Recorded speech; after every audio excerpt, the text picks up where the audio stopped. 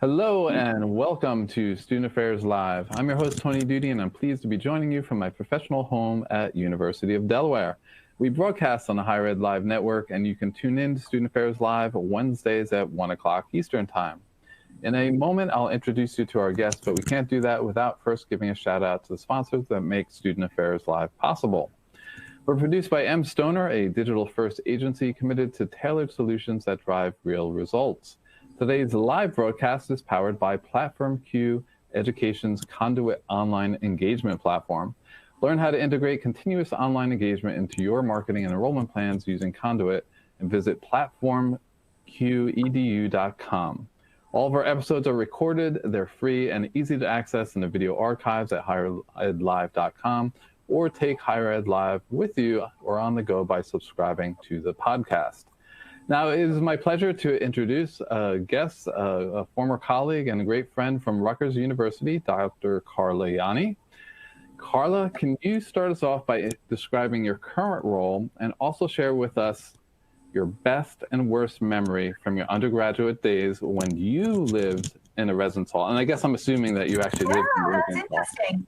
Well, I'm currently a professor of architectural history in the art history department at Rutgers, although when we first met, I was the assistant vice president for undergraduate academic affairs in the central administration for Rutgers, New Brunswick.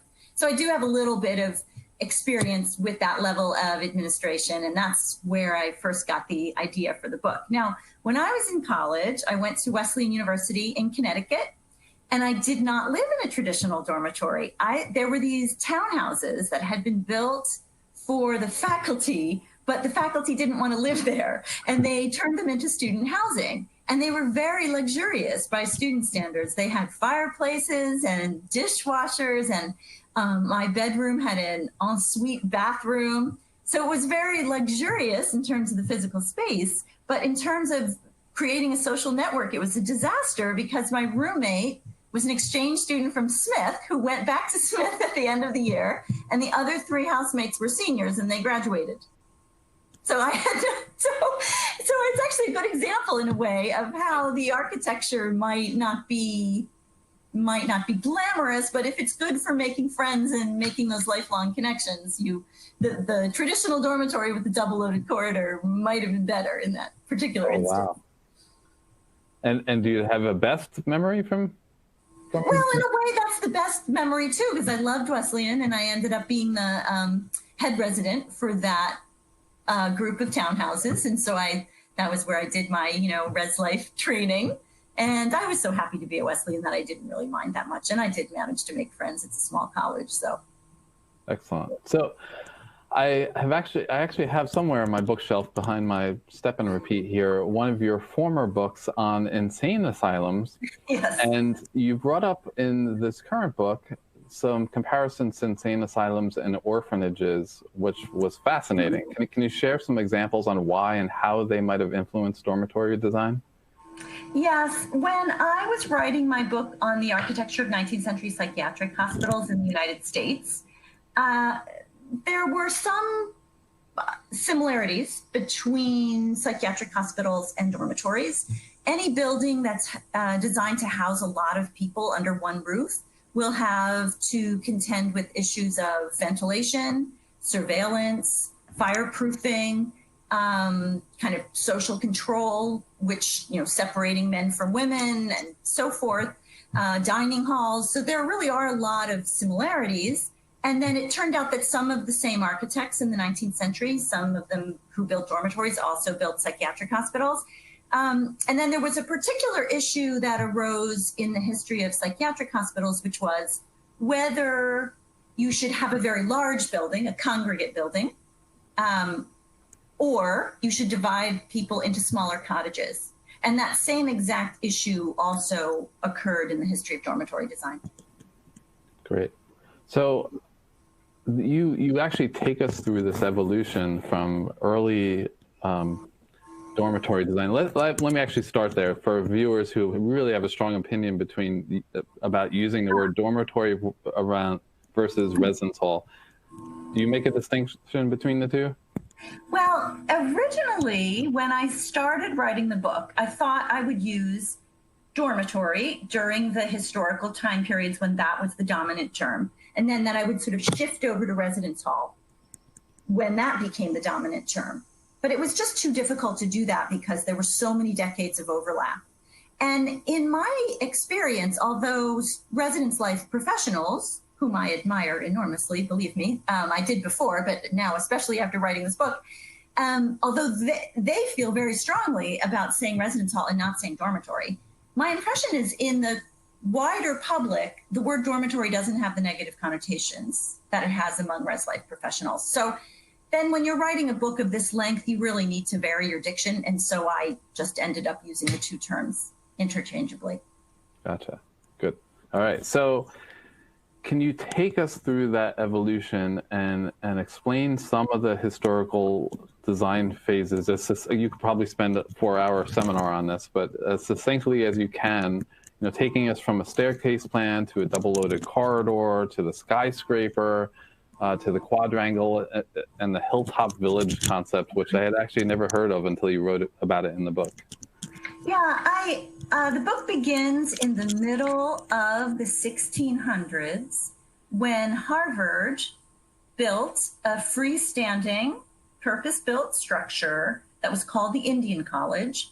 And its main reason for existing was so that the Native American students, and there were very few of them, that white students wouldn't have to live with Native American students.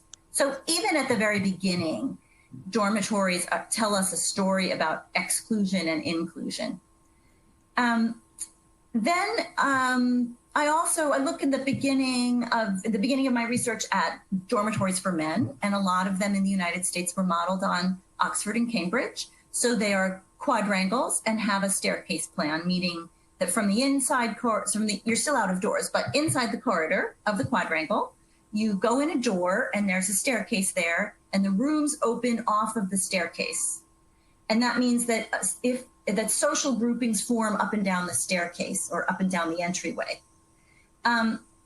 Another form of dormitory that emerges a little bit later, but still goes back to the early 19th century and is definitely, since it was less expensive, there are many more of them, is the double-loaded corridor type. And that's what I think most people think of as your kind of traditional freshman hall, right? You've got a long corridor, doors on both sides. You can have double rooms or single rooms. And those buildings are better for surveillance because you don't have as many openings. They're not as porous as the staircase plan, but they can be noisier and students could get into trouble in the hallways. And so they were not always favored by collegiate officials at the beginning part of the 19th century. And then where'd we go?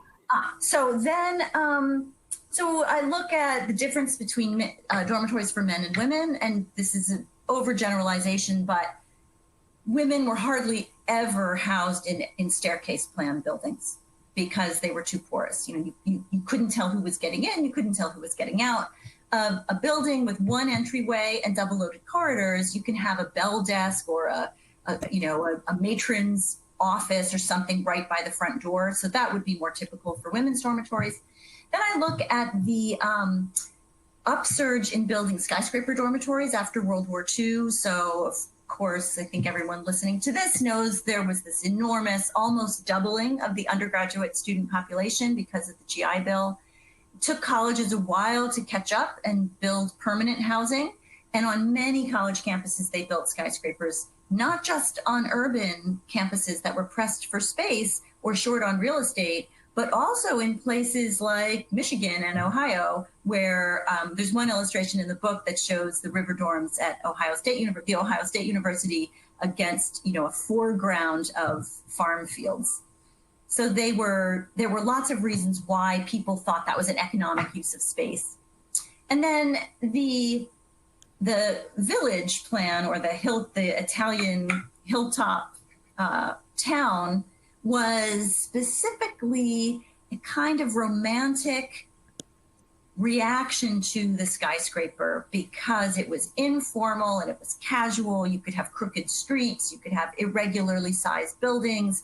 The idea was that students would bump into each other walking from one place to another, and it would create a casual space for interaction. So that's kind of the exact opposite of the very strict modernist skyscraper arrangement that came before. The hillside villa, as I was reading through it, I'm like, well, that would be really tough to recreate in some of the flatter regions of the States, right? As opposed to some of the California hilly terrain that we have. Yeah, but I think the site in New Haven for Morson Stiles College is flat. So they did it with steps and ramps. Oh, cool. But it's obviously it's a contrived situation, but. And I remember reading at Ohio State, because of the starkness in the farm fields, they actually wanted something to balance out the stadium, right? It was a little bit higher than the stadium. And then I read, you wrote about the issues that parents brought up about men and women. It was supposed to be one tower for men, one tower for women.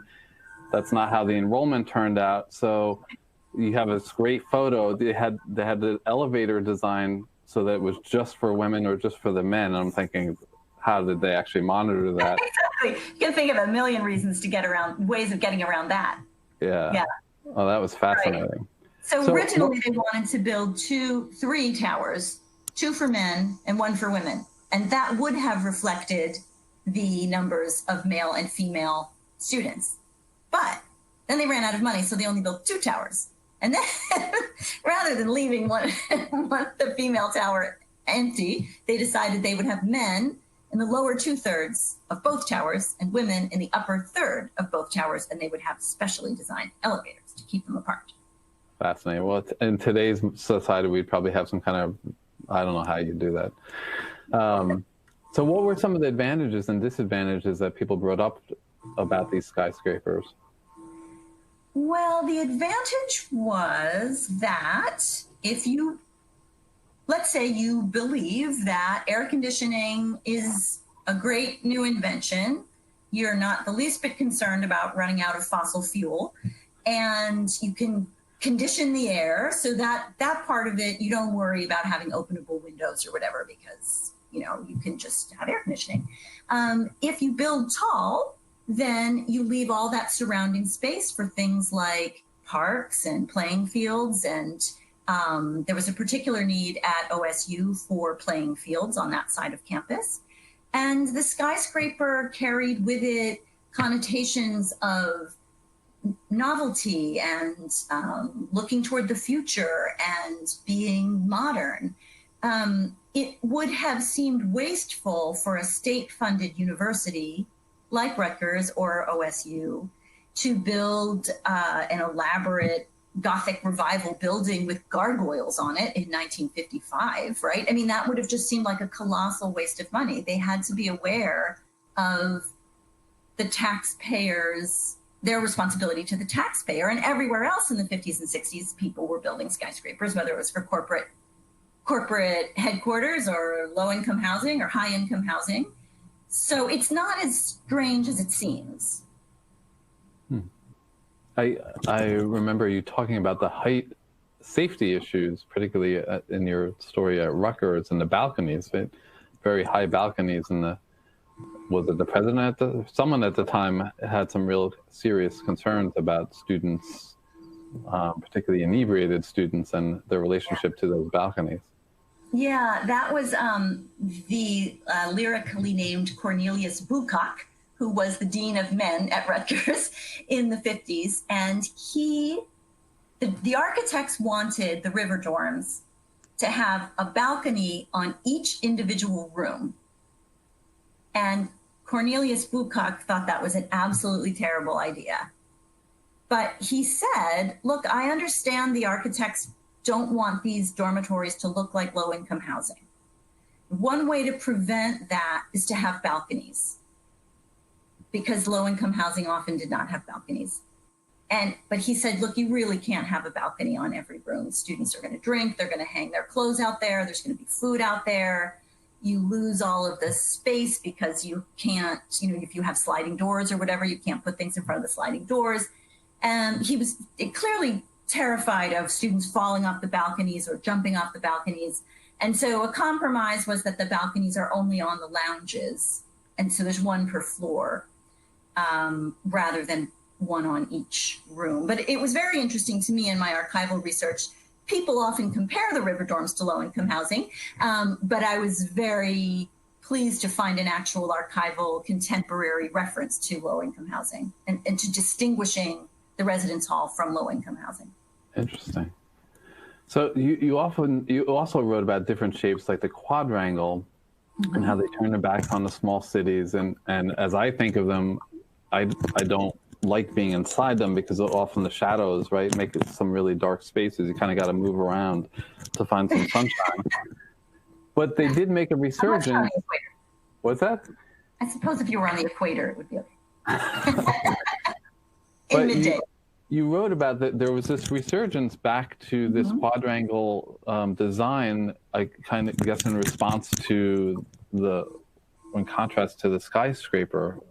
What are some other contributors, and why does that, it seems to persist in today? Yeah, I think the quadrangle, I think there are both romantic and practical reasons. The romantic reason is that it builds a bridge across time to the quadrangles of Oxford and Cambridge. I think people feel that the outdoor enclosed space, so the courtyard, well, let me back up a second. So when I'm talking about a quadrangle now, I'm talking about a building in the shape of a square donut.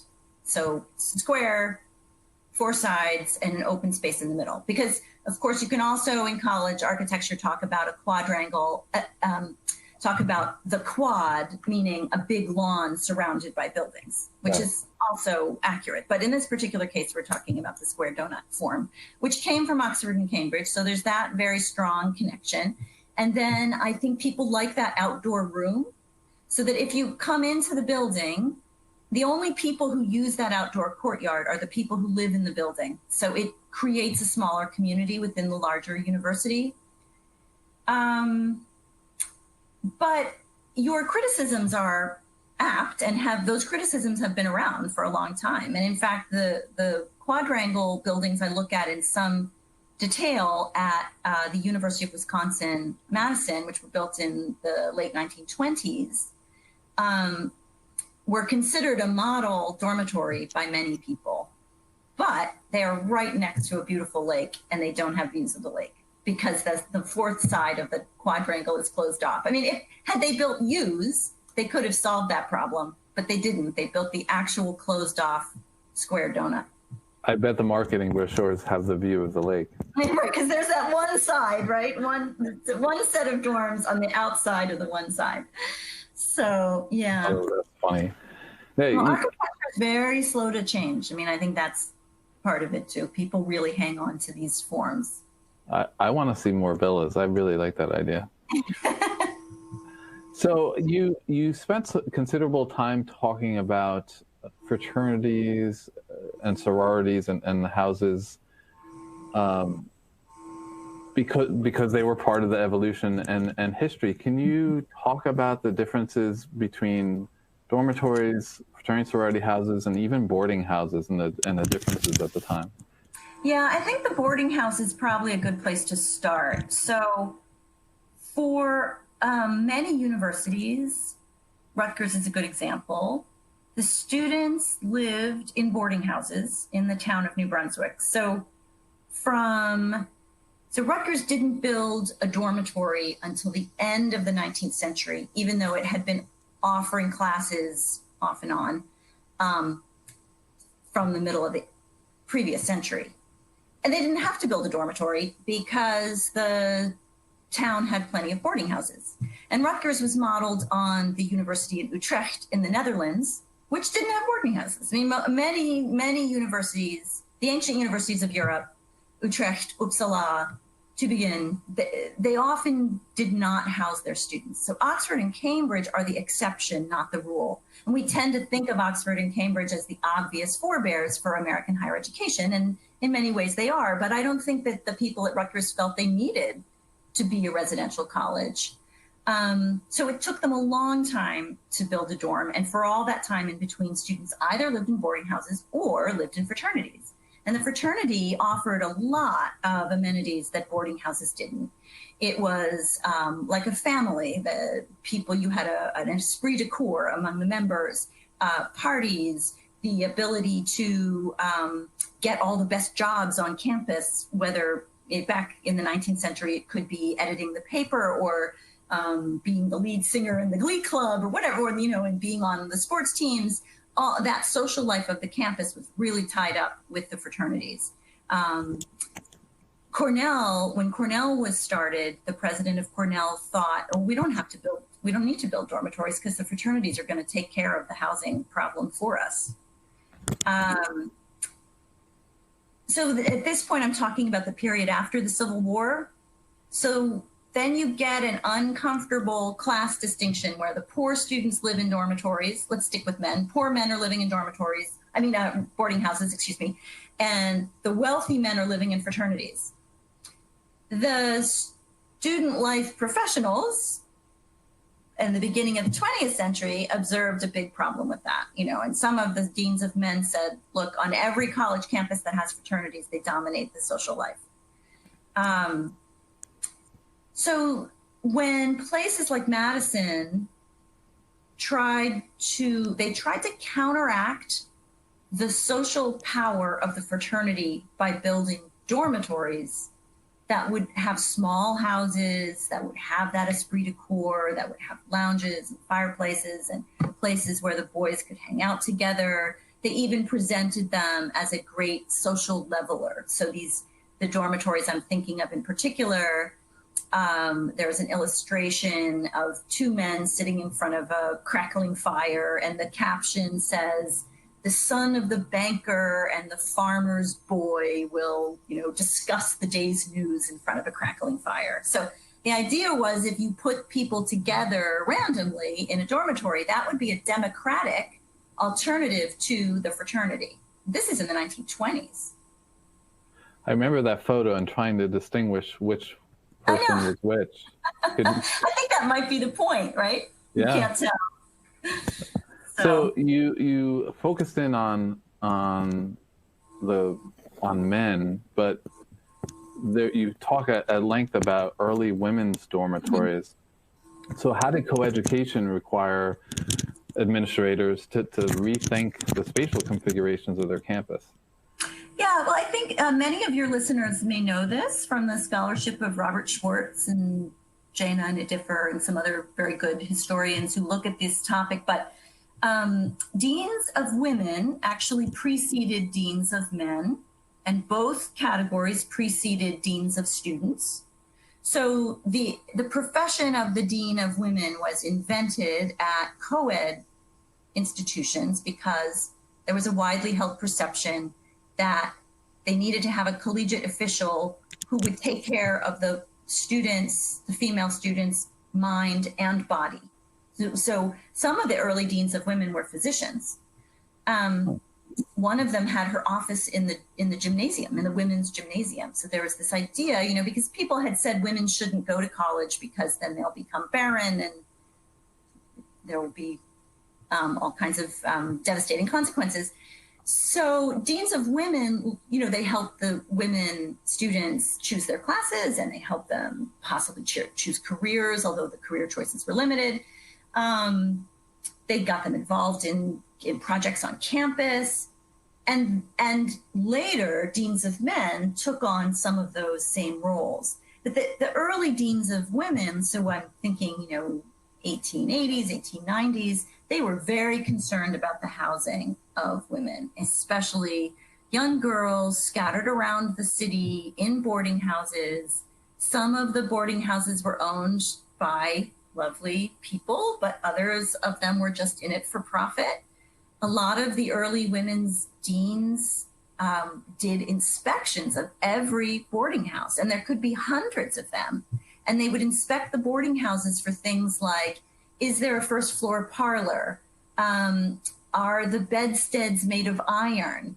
Is there any evidence of bed bugs or lice? It's a tough job. And boarding house owners willingly allowed them in? Yeah, because they couldn't be on the list of approved boarding houses unless they passed this review. Interesting. Okay. And from the point of view of the deans of women, they were much happier building women's dormitories from scratch and housing the women on campus. That was much better than inspecting 500 boarding houses for bed bugs.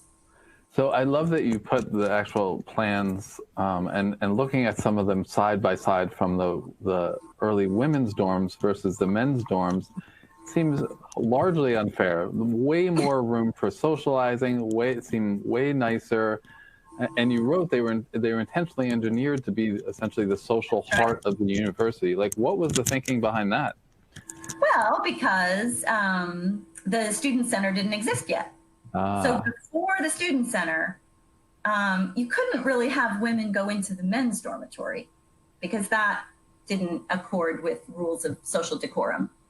But you could have men go into carefully chaperoned and organized parties and dances in the women's dormitory.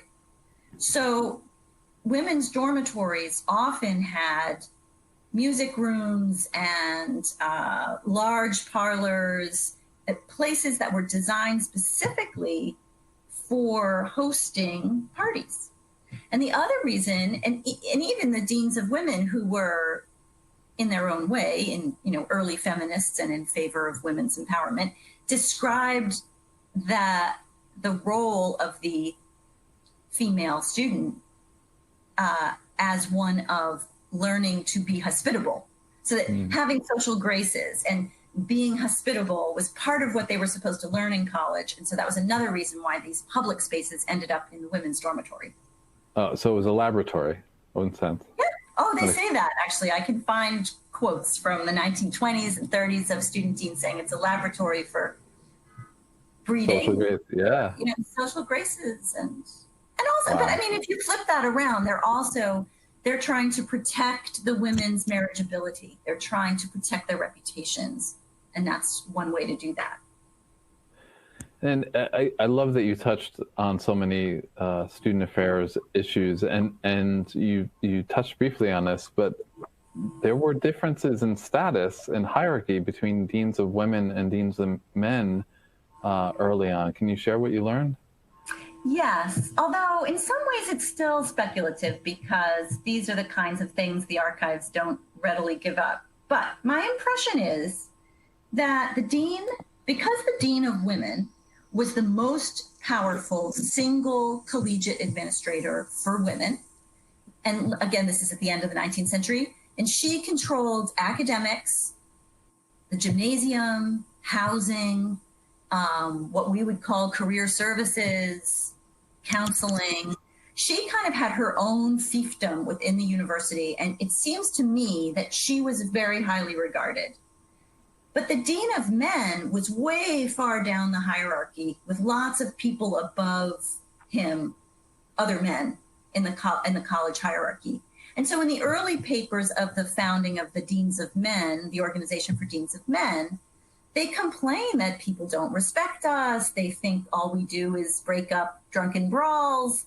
We're seen as disciplinarians when in fact we really want to be counselors and friends to the students. So they were caught in a bind. That is another piece of history that I think lots of colleagues, student affairs professionals, were unaware. Yeah, I was sort of surprised by it, but then in a way it made sense. Cool. So you touched on this a little bit earlier, and you write in your introduction that anti-diversity was really the norm for early college dormitory design. Can you share some examples? Yeah, so if we go back to let's say, we'll go back to the 18th century. Benjamin Franklin talked about how important it was to have colleges in the colonies because Americans didn't have a centuries-old social register the way they did in Britain. You didn't know who the refined people were just by their name or what family they were born into. And so he thought colleges should serve as a place for networking. Yes, you should go there to learn academics, but the other thing that you would be doing there was meeting a roommate, maybe you meet your roommate's younger sister and get married.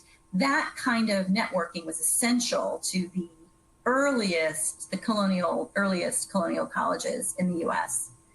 And that meant that the role of the college was to keep people out, not to let people in.